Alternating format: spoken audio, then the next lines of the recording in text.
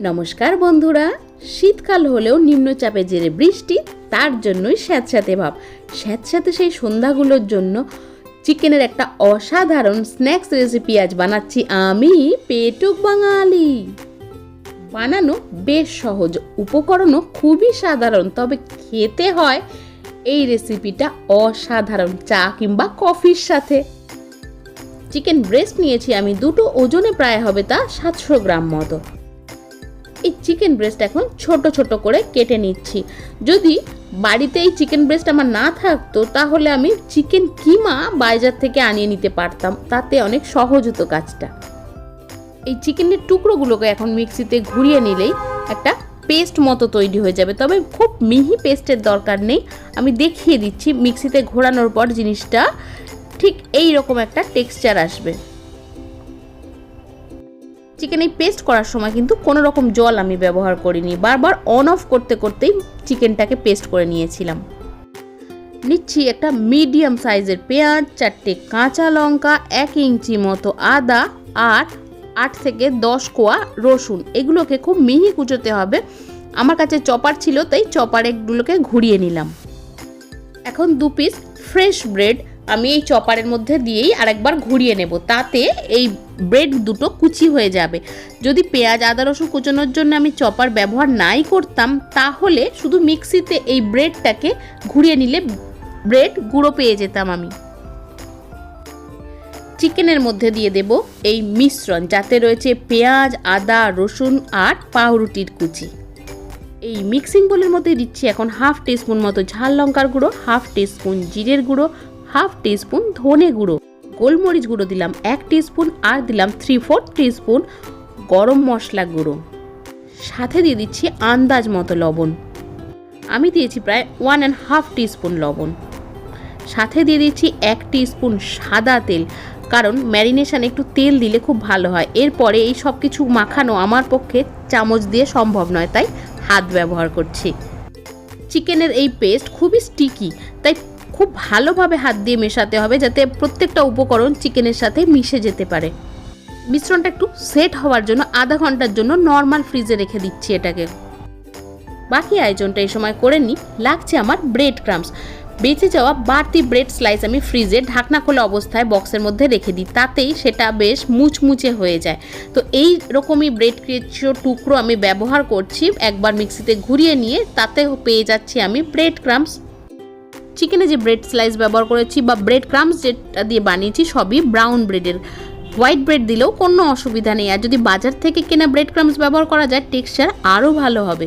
একটা বেশ বড় মিক্সিং বোলের মধ্যে নিয়ে নিচ্ছি 2টো ডিম। দেবো এতে 1/3 টিস্পুন মতো গোলমরিচের গুঁড়ো, 2 চিমটি মতো লবণ। এগুলোকে ফেটিয়ে একটা মিক্সচার বানিয়ে রাখছি ডিমের। একটা স্টিলের থালা নিলাম, তাকে সামান্য তেল দিয়ে একটু গ্রিস করে রাখছি, নন স্টিকি করে রাখলাম আর কি। এইসব করতে করতে আধা ঘন্টা হয়ে গেছে। ফ্রিজ থেকে চিকেনের এই মিশ্রণটা বের করে নিয়েছি। এখন মনে হলো এর মধ্যে ধনিয়া পাতা দিলে ফ্লেভারটা বেশ ভালো হবে, তাই দিয়ে দিলাম 1 মুঠো ধনিয়া পাতা কুচি। পুদিনা পাতা থাকলেও দিলে হতো, আরও সুন্দর গন্ধ বেরোতো তাতে। মিশিয়ে নেওয়ার পর এর থেকে এক একটা করে পোর্শন আমি নিয়ে নিচ্ছি আর সেটাকে লম্বা লম্বা ফিঙ্গারের শেপ দিচ্ছি। চিকেনের এই মিশ্রণ এখনও বেশ চটচটে বা স্টিকি রয়েছে, তাই হাতে একটু তেল মাখিয়ে মাখিয়ে গ্রিস করে নিলে এই চিকেনের ফিঙ্গারগুলো বানাতে সুবিধা হবে অনেকটাই। ভাবলাম আমার আঙুলগুলোই তো বেশ মোটা মোটা, তাই চিকেনের এই ফিঙ্গারগুলো বানিয়ে ফেলি একটু মোটা মোটাই। 700 গ্রাম চিকেন থেকে 21টা বেশ মোটা মোটা ফিঙ্গারস আমার তৈরি হয়েছে। কয়েকটা ফিঙ্গার এখনই ভেজে খেয়ে নেবো আর বাকিগুলো রেখে দেবো ফ্রিজে, কারণ বাড়িতে গেস্ট আসার কথা আছে, তারা যেদিন আসবে সেদিনই ভেজে দেবো। প্রথমে ডিমের ওই গোলায় চুবিয়ে নেব ফিঙ্গারগুলোকে, সেখান থেকে আমি কাঁটা চামচের সাহায্যে তুলছি যাতে অতিরিক্ত ডিমের মিশ্রণ এর মধ্যে না আসে। তারপরে নিয়ে নিচ্ছি ওটাকে ব্রেড ক্রাম্বসের মধ্যে, হাত যেন শুকনো থাকে। এবার এই ব্রেড ক্রাম্বস দিয়ে ভালো করে কোট করে দিচ্ছি। ফিঙ্গারের শেপগুলো এই সময় একটু ঠিকঠাক করে নিচ্ছি। আবার একটা সেকেন্ড কোটিং করব সেমভাবেই। তো এটাকে নিয়ে আবারও ডিমের গোলায় চুবাচ্ছি, তারপরে আবার ব্রেড ক্রাম্বসের মধ্যে আর একবার কোটিং দিয়ে দেব। এইভাবে ডবল কোটিং করলে বাইরের কোটিংটা বেশ পুরু হবে, খেতে বেশ ভাল লাগবে।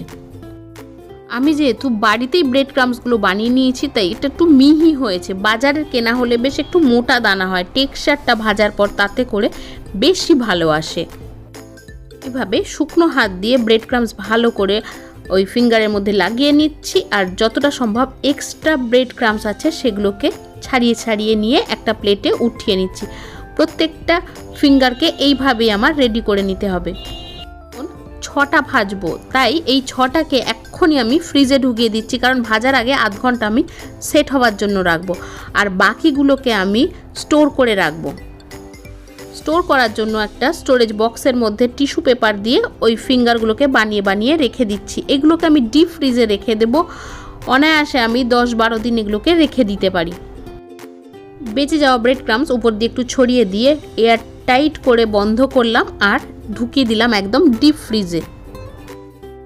এই ফিঙ্গারসগুলো খাওয়ার জন্য একটা চাটনি রেডি করছি। নিয়েছি তার জন্য আমি 2 টেবিল চামচ মতো মেয়োনিজ, তার মধ্যে দিয়ে দিলাম 1 টেবিল চামচ মতো টমেটো কেচাপ, আর দিলাম 1 টেবিল চামচ মতোই চিলি সস। এগুলোকে মিশিয়ে নিলে অদ্ভুত সুন্দর একটা চাটনি রেডি হয়ে যায়। আধ ঘন্টা পর ফিঙ্গারগুলোকে বের করে নিলাম ভাজার জন্য। ওইদিকে তেল যথেষ্ট পরিমাণে গরম করতে নিয়েছি রিফাইন্ড অয়েল। আমি তেল গরম হয়ে গেলে ফিঙ্গারগুলো ছাড়ার সময় ফ্লেমটাকে একদম লো ফ্লেম করে দিচ্ছি, তা না হলে ভিতরের চিকেনটা কিন্তু কাঁচাই থেকে যাবে আর উপরের কোটিংটা পুড়ে যাবে। এগুলোকে এখন উল্টে পাল্টে ভেজে নেব, তবে এখন একদম নরম আছে তাই সাবধানে উল্টাবো। ফ্লেমটা লো ফ্লেমের থেকে বাড়াবো না মোটেই। চারিদিকটা সুন্দর কালার আসতে আর ভালো করে ভাজা হতে সময় লাগছে 7 থেকে 8 মিনিট। ভাজাটা 7-8 মিনিট হয়ে যাবার পর আমি ফ্লেমটাকে হাই করে দিয়েছি। হাই করে দেওয়াতেই এরকম ফেনা ফেনা হয়ে গেছে তেলে, কারণ এই ফিঙ্গারসগুলোর মধ্যে ডিম রয়েছে, এতে কোনো অসুবিধা নেই। তবে হাই ফ্লেমে আমি এগুলোকে তুলছি, না হলে লো ফ্লেমে তুললে অনেকটা তেল অ্যাবজর্ব করে নেবে এই ফিঙ্গারসগুলো। তোলার পর একটা টিস্যুতে নিয়ে নিয়েছি, একটা কেটে দেখিয়ে দিচ্ছি 7-8 মিনিটে রান্নাটা ঠিকঠাক হয়েছে কিনা। খুব সুন্দর করে রান্না হয়ে গেছে 7-8 মিনিটে এই চিকেন। তবে তেলে ভাজার পর এত ফুলে উঠেছে যে চিকেন ফিঙ্গারকে চিকেন থাম্বনেল বললেই বোধহয় বেশি ভালো হয়। শীতের এই বর্ষামুখর সন্ধ্যায় চিকেনের এই অসাধারণ স্ন্যাক্স রেসিপি সার্ভ করছি আজকে আমি গরম গরম কফির সাথে। যদি কিছু ভুল করে থাকি অবশ্যই শুধরে দিও আমাকে। আর আজকের এই স্ন্যাক্স রেসিপি যদি ভালো লাগে তোমাদের, আমার পাশে থাকার জন্য চ্যানেলটাকে সাবস্ক্রাইব করো, লাইক করো, বন্ধু পরিবারের সদস্যদের মধ্যে শেয়ার করো প্লিজ।